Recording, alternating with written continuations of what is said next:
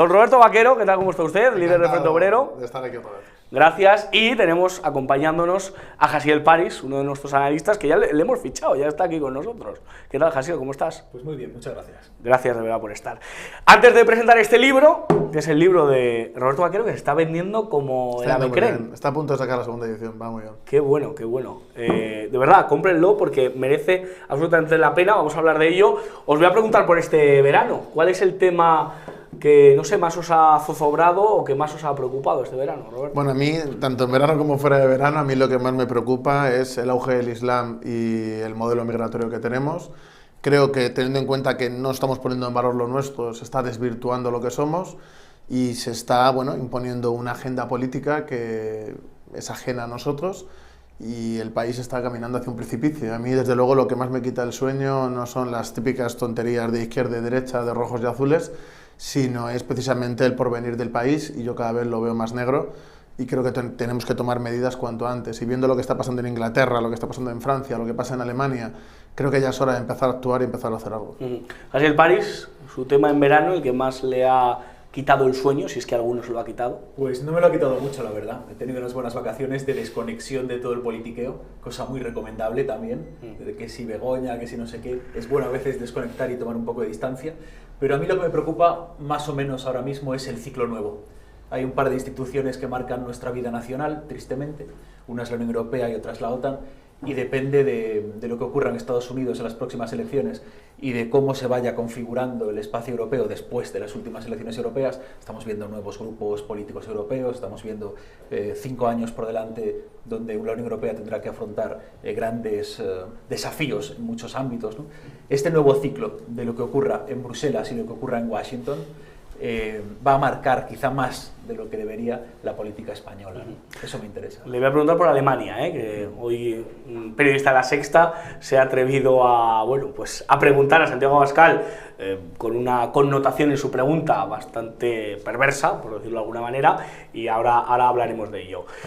¿Por qué el obrero vota a la derecha? Pues ya se lo tengo que preguntar, Roberto Vaquero. Hay que leer el libro, evidentemente, pero ¿por qué el obrero vota a la derecha? Creo que es algo multifactorial, pero yo diría que la izquierda, que antes había sido obrera y que había representado esos intereses de los trabajadores, lleva bastantes décadas, de mayo del 68, defendiendo intereses que son ajenos a los trabajadores, incluso antitéticos. Entonces esos trabajadores han visto que sus intereses y sus posiciones no son defendidas por nadie y por eso en determinadas zonas en las que no ha habido una degradación masiva, porque en esas ya pues hay otra gente y por lo tanto ya da igual, pero en los sitios que siguen siendo barrios de trabajadores en general, no solo españoles, sino en toda Europa, el voto está migrando hacia otras opciones a priori muy diferentes de lo que había sido esa izquierda. Entonces, uno de los culpables precisamente es el abandono de esas posiciones obreras de esa izquierda y el que hayan abrazado lo que yo llamo el posmodernismo ideológico, que la gente suele conocer como pensamiento woke, que coincide con lo que defienden las grandes empresas. Entonces, en realidad, están defendiendo la misma agenda que aquellos que juraron combatir, y yo creo que ese es uno de los puntos más importantes para entender el giro dentro de esos barrios de trabajadores. Hay muchos más, pero yo considero que ese es uno cardinal. A pesar del título, en el libro defiendes que lo de izquierda y derecha ya está un poco obsoleto. El título me lo puso la esfera de los libros, no tiene nada que ver conmigo, yo hubiera puesto todo muy diferente, pero sí que es verdad que a nivel de ventas tenían razón. Tengo que admitir que ellos tenían razón y yo no, yo quería poner otro, pero el contenido es el que yo he querido, no se han metido en cambiar ni una coma, y hay algún análisis pues, de los cambios que ha habido en la derecha, que es lo que para mí justifica el auge que están teniendo ahora en muchos países, la debacle, de hecho es el subtítulo de esta izquierda que nos lleva hacia un suicidio como civilización, y luego hablo de otra serie de cuestiones que son importantes para entender el proceso. Hay una serie de mantras que la izquierda posmoderna, moderna, está defendiendo. Uno es el de la brecha salarial. Usted dice en el libro, dice, por tanto no existe una brecha salarial, la única brecha o discriminación que existe es la de clase. ¿De esto se ha olvidado la izquierda, de esa lucha de clases, y la ha sustituido por esta brecha salarial y por otros términos? Es que para mí esta ideología, que es la hegemónica, que es la de la izquierda a nivel mundial, y sobre todo en Occidente, esta ideología, uno de los dogmas más poderosos que tiene es el feminismo, porque parte de esa falsa premisa, bueno, de muchas falsas premisas, no solo esta de la de la brecha salarial, del techo de cristal, de la propia existencia del patriarcado. El patriarcado hace mucho tiempo que dejó de existir. El patriarcado es un sistema, por definición, socioeconómico que privilegia al hombre por encima de la mujer por el mero hecho de serlo, y las leyes que tenemos ahora están discriminando al hombre. No tiene ningún sentido. Las mujeres, cuando quieren llegar a puestos de poder, llegan. De hecho, tienen incluso cupos para hacerlo. Y yo me declaro antifeminista, no voy a engañar a nadie. Yo sí defiendo los derechos de las mujeres, pero una cosa es defender los derechos de las mujeres y la igualdad, y otra cosa, coger una ideología que criminaliza al hombre para defender determinados presupuestos ideológicos. Y además hay que tener en cuenta que del feminismo luego es muy fácil pasar a otras cuestiones. De hecho, el feminismo, si os fijáis, lleva un tiempo que se está desplazando, por ejemplo, en Estados Unidos, ya es feminismo racializado, ya es el tema de los racializados, el antirracismo y todo ese tipo de políticas que ha abrazado lo antifa y la izquierda, que realmente no tienen ningún tipo de posición de clase ni análisis de clase, y es una moda que no puedes salirte de ahí porque enseguida eres un reaccionario, un fascista, todo lo malo que te puedas imaginar, lo eres y más. Y esa es la dictadura de lo políticamente correcto, que también hablo de ello, y el feminismo para mí es la gran estafa, hasta el punto de que incluso se está perjudicando a las propias mujeres en base a esta ideología que se ha convertido en queer y transgenerista, y que ha apartado a las que eran las feministas históricas, incluso las ha agredido y perseguido. Entonces, en ese sentido, creo que el feminismo ya de por sí no tenía esa esencia de progreso que muchos le dan, pero creo que en las últimas décadas, creo que eso va mucho más.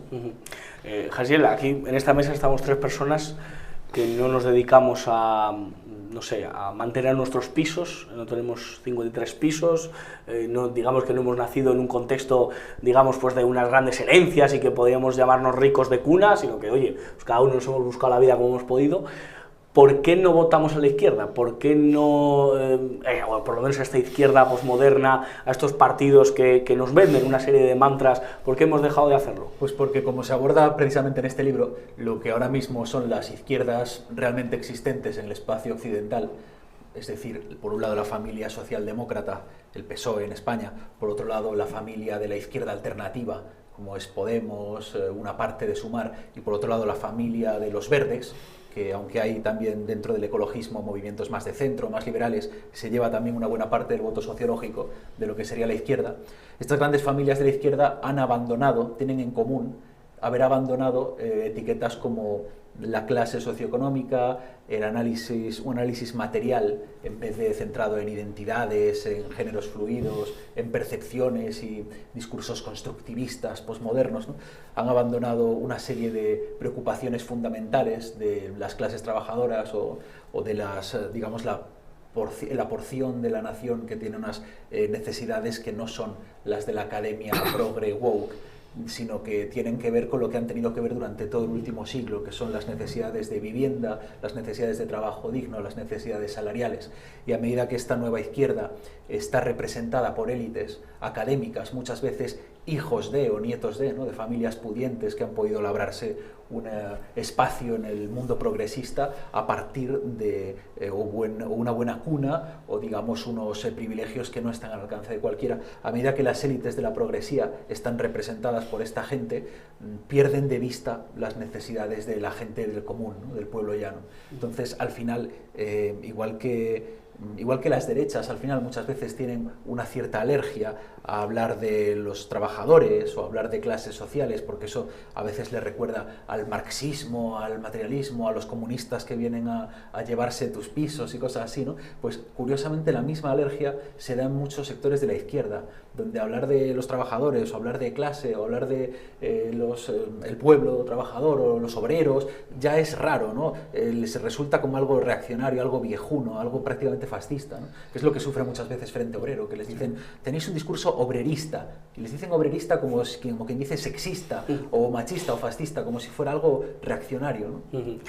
Como decía aquel, hay que estar un paso por el pueblo, pero solo un paso, ¿no?, por delante. Un paso delante del pueblo, es de Gramsci esto, ¿no? Efectivamente. Pero solo uno. Pero solo uno, efectivamente. Y Roberto, porque a pesar de que el obrero pues, ha dejado de votar a la izquierda, todavía en España 11 millones de votos cosecha lo que denominamos el grupo progresista, que se ha de denominar progresistas. Bildu, Esquerra, PSOE, Podemos. ¿Por qué? Pues yo separaría partidos. Yo lo que ha dicho Hasél de que vienen de familias distintas es verdad. El PSOE yo creo que es un voto muy patrimonial, de que va de padres a hijos, de que son familias que son todos socialistas, mi abuelo estuvo en no sé dónde. Yo ese discurso lo veo más en el PSOE que en ningún otro partido. Y creo que además tiene una red clientelar enorme. En todos los pueblos hay una casa del pueblo, en todos los pueblos está el grupo socialista, tienen una estructura que no tiene ningún otro partido, ni el Partido Popular ni nadie. Y cuando tienes una red clientelar muy grande, pues tienes apoyo, aunque sea por necesidad o por dependencia. Yo creo que el PSOE tiene como cierto número de gente que no baja de ahí, ¿no? Yo creo que con Sánchez ha llegado incluso a lo que son sus mínimos, de que es difícil que baje más. Con respecto al resto de grupos es distinto, porque creo que es la izquierda más... que Sánchez un poco se intenta acercar para quitarles votos, pero es esa izquierda más radical, vamos a decir, entre comillas, porque radicales no son, vamos a decir más extremista. Por ejemplo, Bildu y este tipo de partidos que vienen incluso de movimientos armados, tienen como más romanticismo revolucionario, sí van de que son la izquierda más transformadora, de que en su cabeza sí hablan del socialismo a la vasca, por ejemplo, yo le he visto a Otegi decir esas cosas, que toman más ermitaco mientras luchan por el socialismo, o sea, es ridículo. Ahora habla de inmigración, ¿eh? Ahora sí, habla Otegi. pero tibiamente, porque no quiere que salga una escisión que les quite espacio.